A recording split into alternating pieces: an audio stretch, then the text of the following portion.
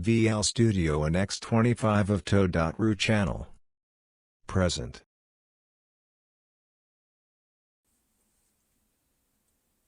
Мною обнаружена низкая оценка важности представленных мной тревожных фактов. Попытки избежать действий по установлению данных фактов. Последствия моего заявления от 18 июня 2023 года предсказуемы и неутешительны. Государственная машина буксует на ровном месте. Она не способна установить и пресечь очевидные, кричащие за себя факты. Мною была представлена отличная возможность к межведомственной координации и незатруднительном установлении очевидных фактов. Обнаружена же дезорганизованность, попытки избежать исполнения прямых обязанностей со многочисленными переадресациями и глухота к проблемам рядового гражданина великой страны. Непрофессионализм должностных лиц требует объяснять все на пальцах, дабы наступили коренные изменения, в частности, изменения в сфере грузоперевозок. Контейнерное безобразие является хорошим примером равнодушного отношения государства, неспособности вести диалог, низкой культуры бизнеса.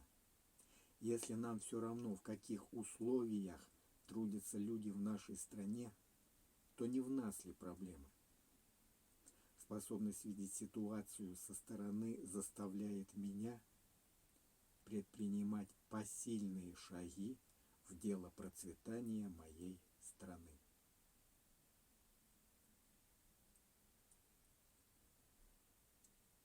Обращаюсь к водителям ООО «Транзит». Во-первых, требуйте начисления и оплаты заработной платы только в официальной белой форме. Если позволяете вести с вами серые расчеты, сами становитесь невольно на преступный путь. И более того, вас всегда могут кинуть, как кинули многих, и пытаются кинуть меня. Никто из той партии увольняющихся, в составе которой увольнялся я, не получил все причитающиеся заработанные деньги. Сорвали с каждого. Во-вторых, требуйте незамедлительно, незаконно удерживаемый так называемый депозит, чтобы все деньги, неправомерно удерживаемые вам, незамедлительно выплатили. Статья 21 Трудового кодекса Российской Федерации. Работник имеет право на своевременную и в полном объеме выплату заработной платы в соответствии со своей квалификацией, сложностью труда, количеством и качеством выполненной работы. И статья 22 Трудового кодекса Российской Федерации. Работодатель обязан выплачивать в полном размере причитающуюся работникам заработную плату в сроки, установленные в соответствии с настоящим кодексом, коллективным договором, правилами внутреннего трудового распорядка.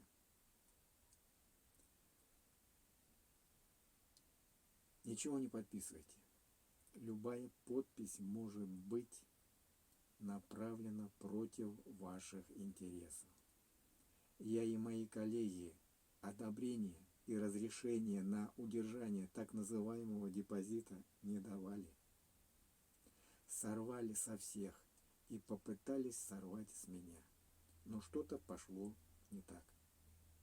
Мне, уже после моего увольнения, небезызвестный начальник 4-й колонны попытался предъявить некую и неопределенную претензию, на что я потребовал выслать мне данную претензию в письменном виде почтовым отправлением.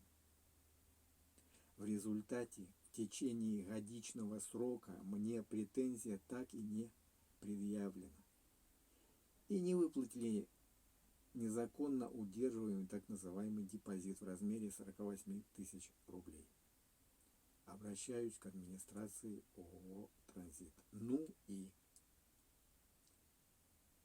так вы предоставите мне претензию, с которой я поспешу в судебные органы, или нет? Если не представили, тогда требую оплатить мне мои деньги в сумме 48 тысяч рублей, которые вы неправомерно с меня удержали и в нарушении трудового законодательства не выплатили мне в день увольнения.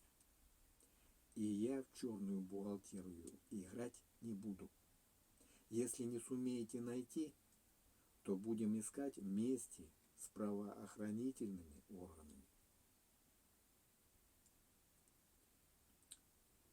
Каково 18 часов в очереди посреди поля на сдачу контейнера? И никто ничего решить не может, да и не хочет. И это не отдельные из ряда вон выходящие случаи, а уже установившаяся практика. Нередко в ожидании получения или сдачи пустого груженного контейнера на контейнерных площадках и терминалах проводишь ночь напролет. И нам пытаются преподать это нормой. Но виноваты мы сами. Прежде уважение к себе надо иметь. Уважение к себе заставит организоваться к защите собственных интересов и требовать наведения порядка. Более того, наша организованность, вылившаяся в народный профсоюз, приведет к тому, что мы в форме профсоюза станем полноправным игроком на поле рыночных отношений. Мы станем диктовать свои условия игры. Нужно понимать, что за руку нас никто не поведет к благоденствию и достатку. Не нужно ждать, пока поднимут тарифы на оплату труда, а нужно требовать. Все просто. У работника и работодателя перекрестные интересы. Поэтому нужен компромисс. А если мы языка и лица не имеем, что приведет нас к компромиссу? Обратите внимание, как ведет себя безграмотный, бескультурный и бессовестный бизнес. Собирают дураков из провинции и глумятся над ними. Ставят в немыслимые жесткие условия, выставляют копеечные тарифы и обманывают с расчетами заработной платы. Но малость порядка не все способны навести.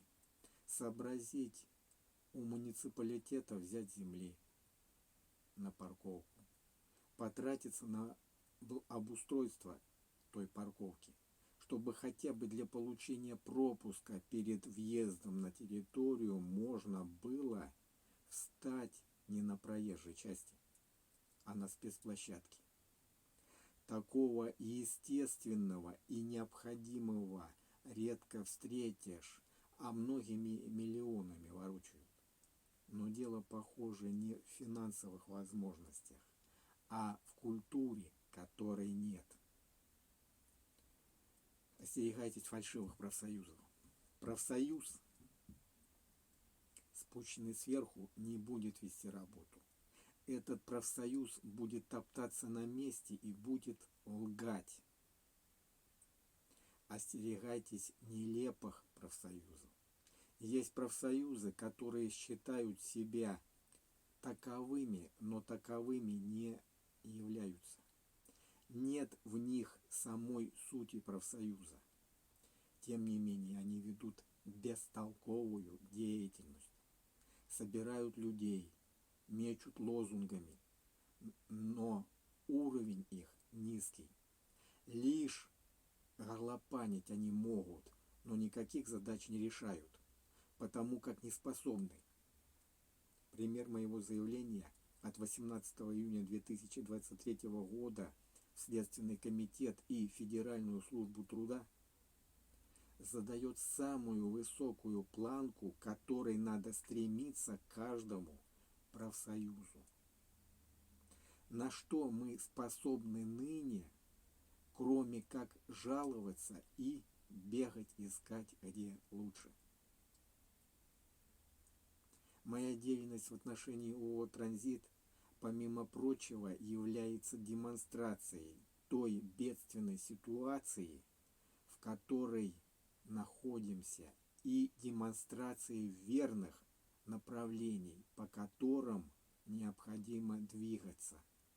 Она призвана растолкать мужика к свободному и созидательному труду. Обращаюсь к работающим наемным работникам и работающим самостоятельно. Необходимо объединяться с последующей организацией с тем, чтобы мы могли выставлять свои тарифы на грузоперевозки. В этом нет ничего необычного. Это известная мировая практика, когда профсоюзные организации являются силой защиты интересов работников разных отраслей и привносят баланс в рыночных отношениях. А что же имеем мы? Дезорганизованная масса водителей трудится в невыносимых условиях и по копеечным тарифам, и не способна потребовать повышения тарифов, улучшения условий труда и защитить свои интересы. Поймите, нас за руку никто не поведет к повышению наших тарифов и не будет печься о наших интересах. Наши интересы – это наша проблема. Так давайте уже ныне займемся ее решением. Нужен организованный и грамотный подход. Мы многое забыли из прежнего опыта, так давайте вспоминать. Все идет от уважения к себе или самоуважения. Есть самоуважение, есть шанс изменить к лучшему. А нет самоуважения и уважения к другим. Есть шанс лишь к прозябанию.